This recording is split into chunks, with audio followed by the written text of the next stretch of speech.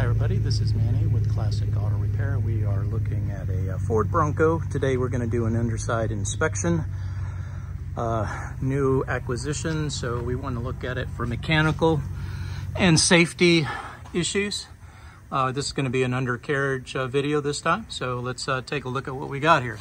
One thing I did notice on the road test to get the vehicle up on the lift, the brakes are way sensitive. They're grabbing too hard, almost put you into the windshield. Recommendation there would be to put a variable adjuster on the brake system.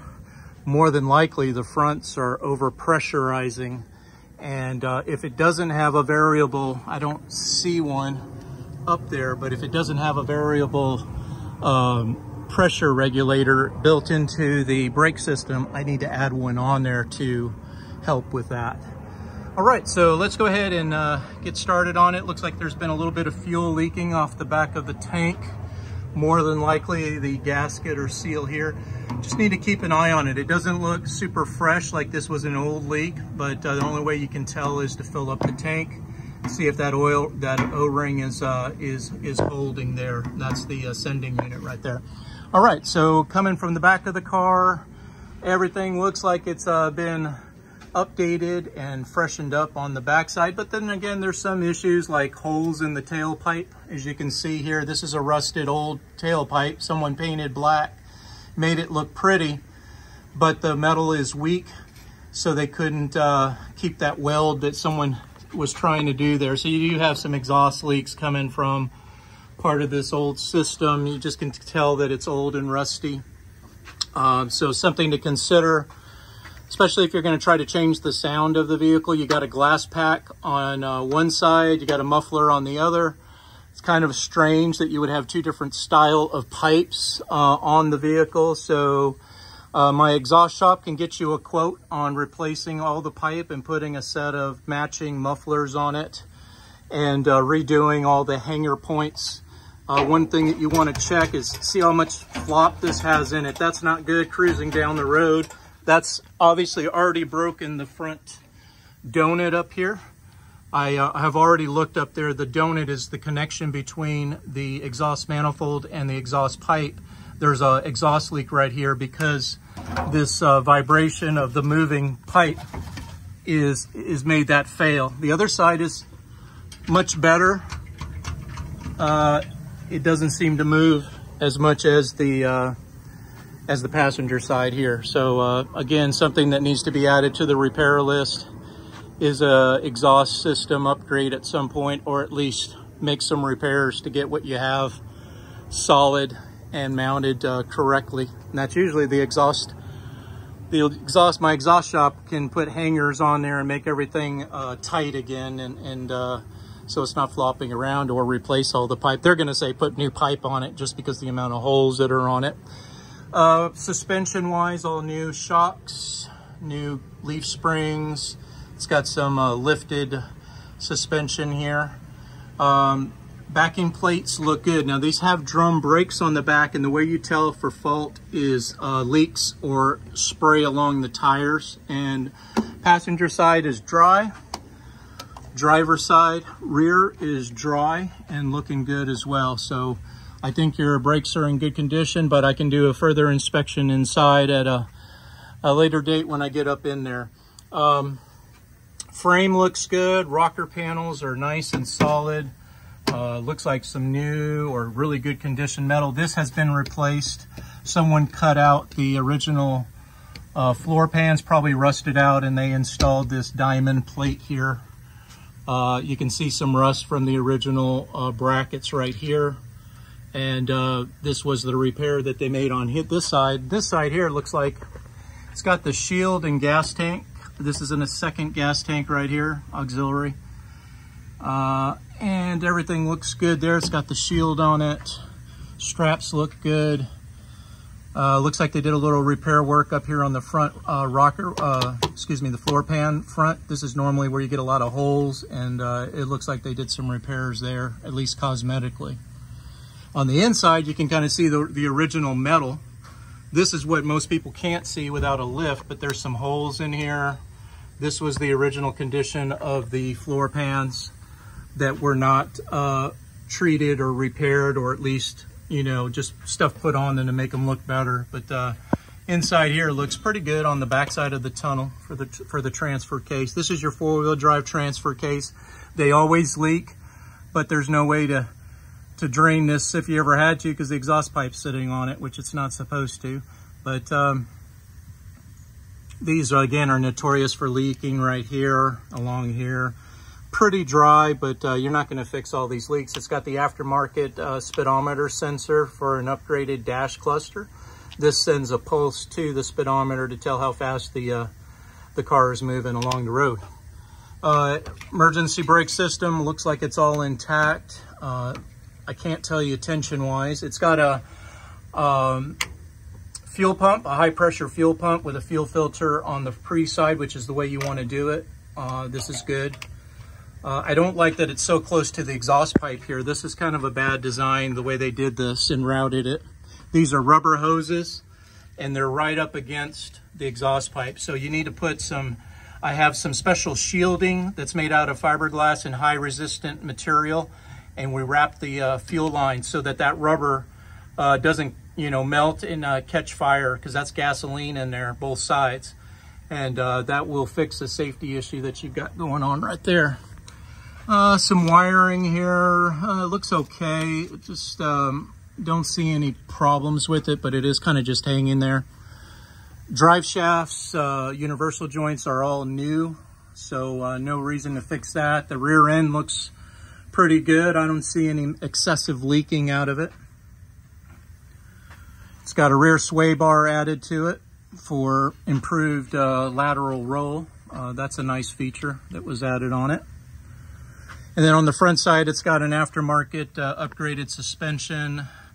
Got some new shock mounts, new coil springs, drum brakes again on the front. So this is a non-disc brake vehicle. So that grabbing can be more than likely some sticking brakes on the front. So I'm looking here for any kind of leaking, and I don't see any. So what I'll want to do there, you may have a master cylinder on there that's for a disc brake car. I'm going to have to check it because it's over pressurizing. Again, the variable pressure regulator will fix that problem. I just need to have it installed in line. We put it into the brake system. It's got a new front sway bar suspension here. All this is brand new. It's got new end links, all in really nice condition. Everything looks good to me up here on front on the installation. Front of the vehicle looks like it's in real good shape. It's got a new core support. Bushings are on it. Radiator's new. Don't see any leaking on the bottom side or corrosion. The hoses look good on the bottom. Electric fan is in good condition. Don't see any issues there as well. This is your another pivot piece for your front suspension, your drag link to your steering box. Don't see any problems there. Everything looks good. This is your front differential. It's got a small little drip there, nothing major.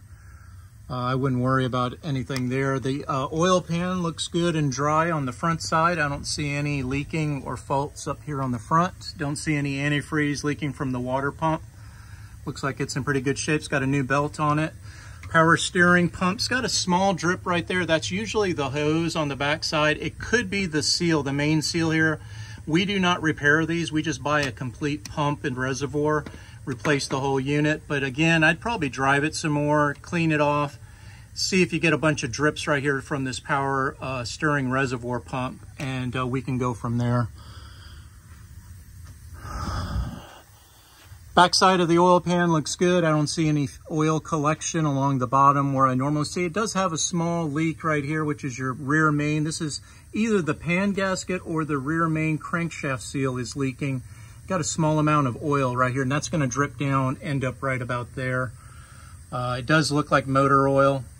Doesn't look like antifreeze, so it's more than likely not a freeze plug. It's more than likely just the pan on the back side of this. The pan gasket can leak, but more than likely it's the rear main crankshaft seal, and that's a very expensive repair because you have to pull the transmission out, transfer case or the engine. All of those are very labor intensive and expensive to fix. Flex line for the brakes look good. It's got a stainless one right here. Don't see a problem with that. It's got an O2 sensor for the carburetor. It's got a fuel injection upgraded carburetor, and this measures the heat coming from the exhaust to regulate different adjustments on the carburetor fuel mixture. Spark plugs look like they're new, haven't been on there too long. Again, may have some exhaust leaks here at the collector from the exhaust manifold to the pipe, but this side again is in better condition. Got a small drip on the oil filter that again could be coming from a lot of different locations. I just again have to wipe it down and see if there's anything to worry about. More than likely it's just a little residual from the last oil change. This is your vent hose, supposed to be up here in this clamp right here. It's to keep the rear end from getting water in it, so it's important that this be long enough, and it's not, so when the truck is lifted up it pulls out of that clamp, and that's why it's there. And I believe the back one's the same way. This does absolutely no good being down this low, because if you are ever in water, water gets up into your gears and your rear end. So you want this going up into the frame rail hole, which is normally it pops up in here, or it's on a clamp, and it's just not long enough with the raised suspension. Those kind of things need to be addressed when components are changed, and otherwise you'll suffer some mechanical failures, very expensive ones too. The transmission itself is leaking. It's got the correct module on here for the vacuum. This helps with shifting, but you do have some oil leaking along the pan gasket. As I mentioned earlier, these pan gaskets are notorious. I was on Fords. I just did a 57 T-Bird inspection on the bottom, had the same problem. These are rubber seals, as you can see here. Originally they had cork seals, which were better back in the day. The rubber ones tend to leak quite a bit, and if you don't put silicone on the bolts, they'll come out of the bolt holes.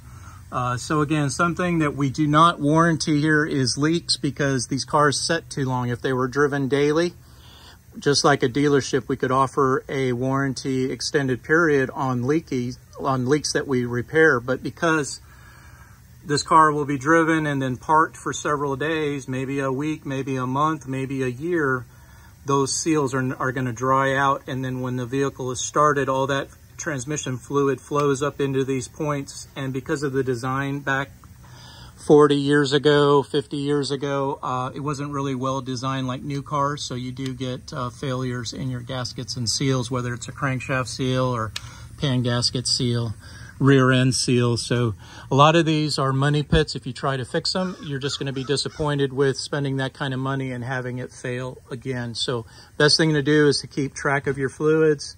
A lot of these will slow based on driving. When they set for a long time, like I said, those gaskets dry up. So something to keep in mind. All right, I think that is going to about do it. Again, I don't see anything else of major concern on the bottom of the vehicle.